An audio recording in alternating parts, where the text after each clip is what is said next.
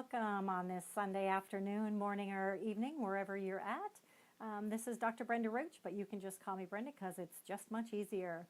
And thank you for joining me on day 11 of my 21-day series on how to set health and wellness goals so that you can achieve them. And so we've gone through many different steps so far. I hope you're following along. You can also catch all of the previous 10 days on my blog page, which is Brenda Roche, ROCHE.com, where I have all of the videos there as well as the narratives that are going along with the video. So I would encourage you to go back there. It's much easier to get them there than it is to try and catch them, online or on Facebook and kind of going through the feed. So I'd encourage you to catch those as well. So if you join me live, please give me a thumbs up. Let me know you're here. Let me know if it's making sense or not, as well as share it with other people that you think this would be helpful for as well.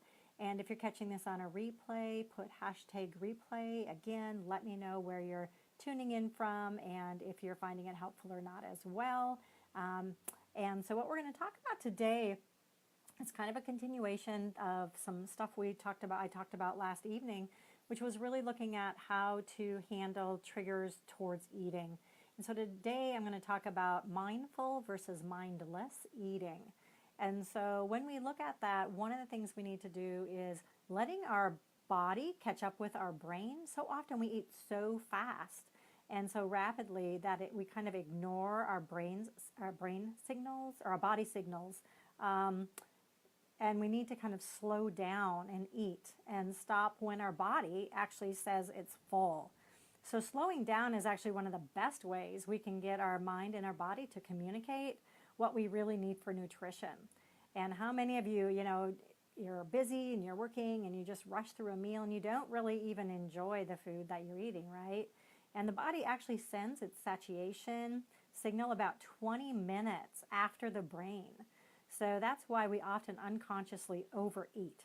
But if we slow down, you can give your body time to catch up and tell you that you actually are full. So simple ways that you can slow down might just include some of the following kind of things, like sitting down to eat instead of eating when you're walking around, chewing each bite 25 times. How many times did your mom or grandma tell you to do that, right? And maybe it's really good advice for other reasons than they actually even knew about. Setting your fork down in between bites can be another easy way to just kind of slow down on that eating.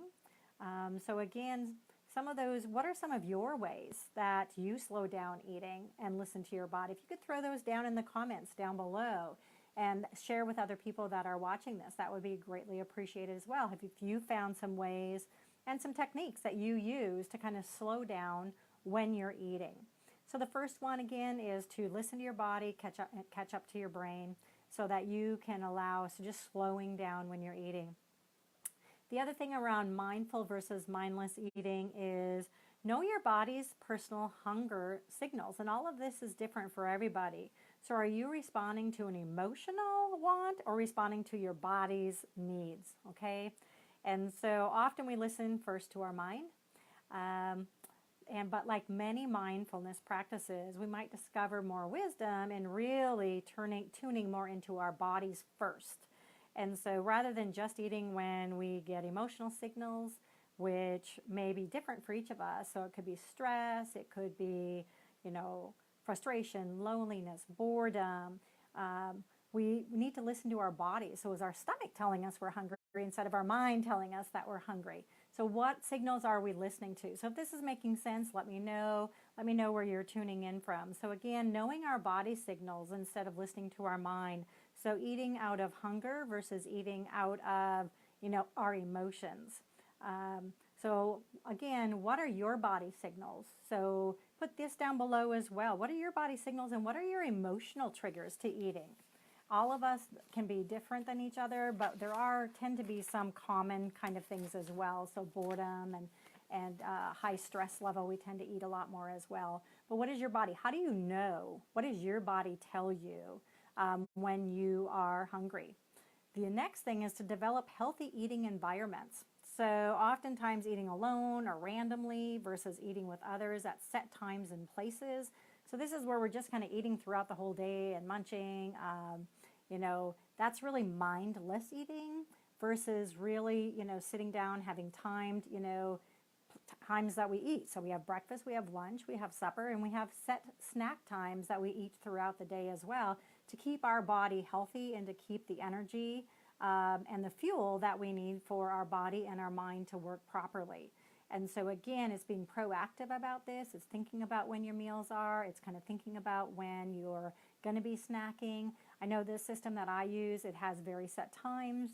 It's been really helpful because I have it very planned out, and it just makes life easy because I'm pretty busy like most of you, and so it's just easier when you kind of know when those things are going to happen.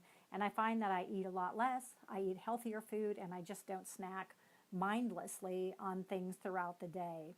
So this means, you know, sitting down at the table, putting your food on a plate, eating it out of a container, you know, instead of eating it out of, you know, the bag of chips. And by the time you're done, it's like, where did that bag of chips go?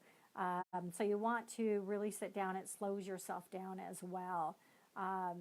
Then the other thing is eating foods that are healthy and nutritionally healthy versus eating our comfort food, you know, so our emotional comforting foods. And this is another really tricky balance to this. And ideally, we can find nourishing foods that are also very satisfying and comforting. And so think about that for you and put maybe it down below in the comment section for me as well. What have you found that is both nutritionally healthy as well as is satisfying for you? And so what are some of those tricks of the trade that you might have that you find very satisfying, but also are kind of some of the comfort foods as well and emotionally satisfying for you to use as well? And those are some important things to kind of think about and come up with so you have those on hand and not have all that other junk food and all the other kind of food around for you to eat as well. And then the last thing is really to attend to your plate. So distracted eating versus just eating. And so, you know, when we eat, we should just be focusing on eating. You know, we shouldn't have the TV on in the back and, you know, listening to this and doing all these other things, watching a movie. Think about how many times you went to the movie theater, right? And you have your big bag of popcorn or your bucket of popcorn. And before the actual attraction comes on, you're kind of like, where'd all the popcorn go? Because you just started mindlessly eating it. Or you're sitting down and watching a movie at home and all of the, you know, snack food is gone. And so really thinking about that and being extremely mindful about what you're doing and when you're eating. So when you're eating, you're just eating. When you're walking, you're just walking. If your mind wanders away, you just bring it back without judging it and really focus on what it is you're eating. How many times in the last, you know, week have you really truly tasted and enjoyed the food that you've eaten? So how many of you take time to kind of even look at the food, look at what it looks like, you know, and then to really enjoy what it feels like in your mouth, what it tastes like, what the aroma is, and really truly enjoy the food? Or are we just shoving it in because that's what we're supposed to do? We're just getting through a meal time because that's what the meal is, but we're not really thinking about it and being very, very mindful of it. So one of the things that you can do is to do some mindful activities while you're eating. And if you go to my blog, within the next 24 hours, I'll have this video uploaded, and I'll have some exercises listed there that you can do. So there's a raisin exercise, a chocolate exercise, a couple other exercises that you can do to really practice eating mindfully. And I would love then for you to come back on this page, or even you can access it through my blog page, to let me know what you found helpful about this, because it really is an amazing thing when you can truly enjoy your food that you're eating. You will recognize that you get hungry less and you get satisfied much quicker. I mean, the worst thing I ever have is like I've gone out for a really nice, expensive meal, and then I overeat and I just feel awful when I'm done, and I feel stuffed and I feel uncomfortable and I'm bloated the next day. And, you know, it's just really, it kind of wrecks that, you know, event that I just had on that really nice meal. And so how can we slow down and use these mindful techniques to really actually enjoy our food so much more, and in the, you know, the events that we go to as well? So it's really being mindful instead of mindless eating. So I would encourage you throughout the next week to really think about it and plan out, if we set goals about, weight loss or eating healthier, really this will be helpful if you can put in mindful eating and really practice it and really get good at it and stop, kind of this mindless eating that we often do. And most people do that. That's just kind of our society nowadays because we're all busy and we're just rushing around. And meal times have just become something that's just part of what we do, and it's not really something we think about all that much, or spend that time on doing it or thinking about why we're eating. We're eating to sustain our body. What are we putting in our bodies? Is it healthy or not? And so again, if you found this helpful, please let me know. Give me some thumbs up. Give me some emojis. Let me know if you're tuning into this on replay, #replay as well. And share this with other people if you find it helpful. Share my blog with them. Again, Brenda Roche, ROCHE.com. And if you go under goal setting, you'll find this video. And then it will also be under weight loss. I'll have some activities under there as well around mindful eating that you can catch and do and practice as well. So thank you for joining me. I really appreciate you tuning in. And again, share this with other people that you think it would be helpful for. And I will be coming back on tomorrow evening at 9 p.m. Monday, 9 p.m. Mountain Time. And we'll be going into things around physical exercise and physical activity, and talking about that as far as setting our health and wellness goals as well. So again, thank you for joining me. I appreciate it, and you have a great rest of your day wherever you're at, whether it's morning, afternoon, and evening. Thank you very much. Bye-bye.